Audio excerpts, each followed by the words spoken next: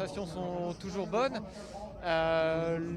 J'étais dans le coup sur les 2 premières ardennaises, mais le résultat n'est pas forcément au rendez-vous. Donc là, je vais jouer un peu ma semaine sur cette course, c'est celle qui me convient le mieux. Mais voilà, je suis motivé, confiant, ambitieux et j'ai hâte d'en découdre.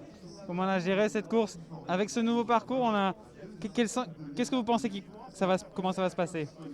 Bah, pour moi, je pense que ça me convient un petit peu moins bien que le parcours précédent où chacun était un peu à sa place avec la montée, la bosse d'arrivée à Anse. Cette fois, souvent, il y a peut-être 3-4 coureurs qui arrivent à se détacher, donc c'est à moi de réussir à être avec ceux-là. Puis sinon, ensuite, il y a un groupe d'une dizaine de coureurs généralement, et là, ça se résume à un sprint. Donc voilà, j'espère avoir vraiment les moyens d'être parmi les tout meilleurs dans la Roche au Faucon où généralement la course se joue, mais on n'est pas à l'abri non plus de scénarios plus imprévus. Est-ce que la Roche au Faucon elle est suffisamment difficile pour se défaire de tous ceux qui pourraient être plus rapides que vous dans un sprint en groupe? Elle est difficile, mais elle est relativement courte. C'est seulement 1,3 km de montée.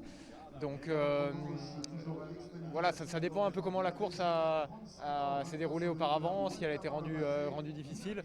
À titre personnel, mon intérêt, c'est qu'elle soit le plus difficile possible. Ouais. Qui va être selon vous à chaque année, on voit qu'il y a un coureur souvent qui déclenche les hostilités, qui lance vraiment la bagarre. Ça va être qui aujourd'hui selon vous?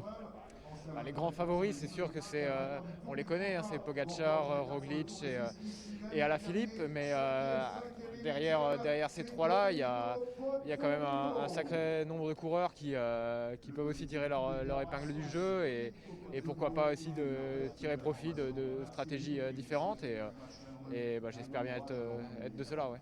Merci beaucoup Guillaume, bonne chance. Merci.